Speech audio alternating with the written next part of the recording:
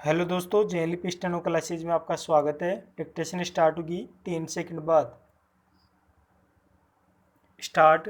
Speaker महोदय, वास्तव में समस्या बड़े उद्योगों और ग्रामोद्योगों में सामंजस्य स्थापित करने की है।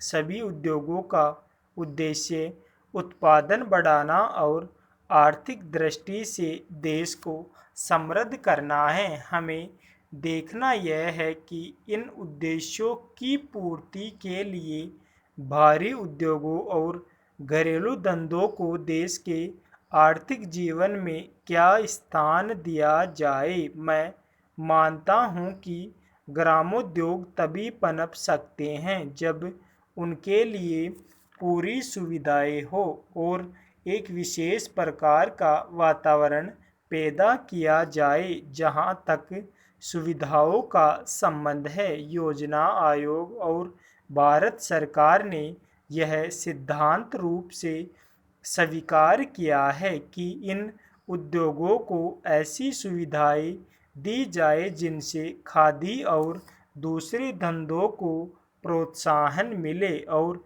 साथ ही बड़े उद्योगों पर भी बुरा प्रभाव न पड़े। इसलिए मैं समझता हूं कि हमारी समस्या ठीक प्रकार की सुविधाएं सुझाने की है। प्रत्यक्ष सहायता के रूप में सरकार ने अभी तक जो कुछ किया है उससे खादी को कुछ न कुछ प्रोत्साहन मिला है। खादी के लिए एक क्षेत्र सुरक्षित कर देने के प्रश्न पर भी विचार किया गया है जिससे खादी और मील के बने कपड़े के बीच प्रतिस्पर्धा न रहे। मैं समझता हूं कि केवल खादी के लिए ही नहीं, दूसरे गृह उद्योग भी ऐसे हैं जिनके लिए क्षेत्र सुरक्षित कर देने चाहिए और जिन वस्तुओं का उत्पादन केवल ग्रामोद्योगों द्वारा ही हो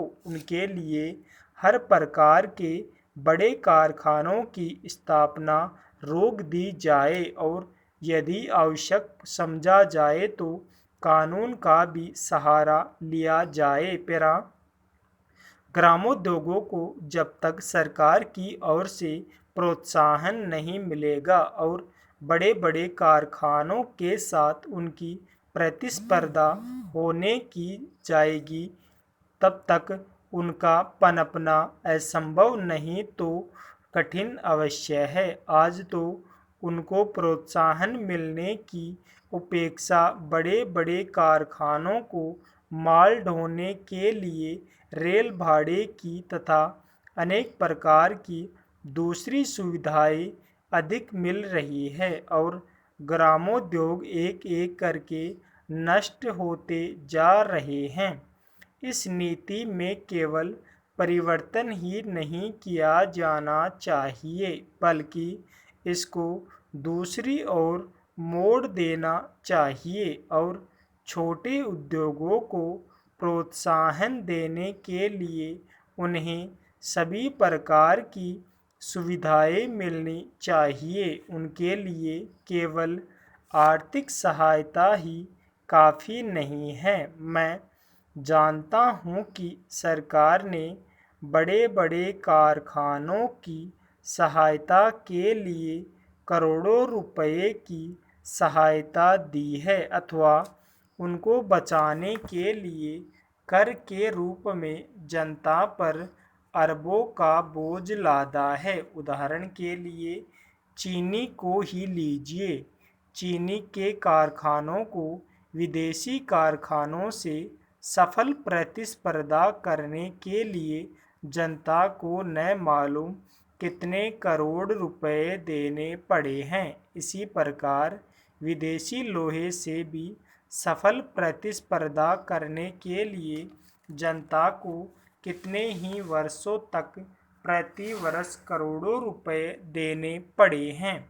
ग्रामोद्योगों से जब तक करोड़ों व्यक्तियों को लाभ पहुंचता है तो कोई कारण नहीं कि उनको उसी प्रकार की और उसी पैमाने पर सहायता क्यों न दी जाए। पैरा अध्यक्ष महोदय, 14, 15 और 16 फरवरी को होने वाली कार्य समिति की बैठक के प्रस्ताव में निम्नलिखित बातों पर विशेष जोर दिया गया है। आंदोलन का समापन महात्मा गांधी जी और उनके द्वारा चुने गए लोगों द्वारा किया जाएगा और पूर्ण स्वराज्य की प्राप्ति के लिए इस आंदोलन को अहिंसात्मक ढंग से चलाया जाएगा। स्वयं कांग्रेस जनों तथा अन्य लोगों को सत्याग्रहियों के साथ सहयोग करके उनकी मदद करनी चाहिए। सामूहिक विनय अवज्ञा आंदोलन होने की स्थिति में भारतवासियों का आह्वान किया गया था कि सरकार को कोई स्वैच्छिक सहयोग देना बंद कर दे। अंत में नेताओं की गिरफ्तारी की हालत में भारत की जनता खुद कांग्रेस संगठन को चलाएगी और आंदोलन का नेतृत्व करेगी। प्रस्ताव में यह नहीं बताया गया था कि आंदोलन के सूत्रपात का वास्तविक स्वरूप क्या होगा। पैरा आंदोलन आरंभ होने से पहले बहुत से कांग्रेस कार्यकर्ताओं के मन में शंका थी कि इसका अंत और परिणाम कैसे और क्या होगा। हालांकि गांधी जी ने कह दिया था कि यह आंदोलन अंत तक चलेगा। यह भी सवाल उठाया गया कि कहीं पिछली बार की भांति इस आंदोलन को भी बीच में ही रोक तो नहीं दिया जाएगा। स्मरणीय है कि पिछली बार 1922 में चौरी चौरा की घटना के बाद आंदोलन स्थगित कर दिया गया था। अपनी आत्मकथा में जवाहरलाल ने इसे इस प्रकार बताया है कि महात्मा गांधी जी के अनुसार अहिंसा का तरीका ही एकमात्र सही रास्ता है और सही ढंग से इस तरीके पर काम किया जाए तो अमोघ तरीका है। गांधी जी का यह रवैया अन्य नेताओं और कार्यकर्ताओं को नापसंद था, अतः हमने उनके साथ चर्चा की और उनकी बात से हमें ऐसा लगा कि अब उनके चिंतन की दिशा में कुछ परिवर्तन हुआ था और अब यदि आंदोलन शुरू हुआ तो किन्हीं छुटपुट हिंसा की घटनाओं के कारण आंदोलन को स्थगित करने की जरूरत नहीं थी। दूसरी ओर संयुक्त प्रांत और पंजाब की नौजवान सभा की और बंगाल की युगांतर पार्टी हिंसात्मक कार्रवाई की तैयारियां कर रही थी, विशेषकर निहत्थी जनता पर सरकार के जुल्म का बदला लेने के लिए। पैरा इसके बाद ही गांधी जी ने यंग इंडिया के स्तंभों में अपने विचारों का खुलासा करना शुरू किया।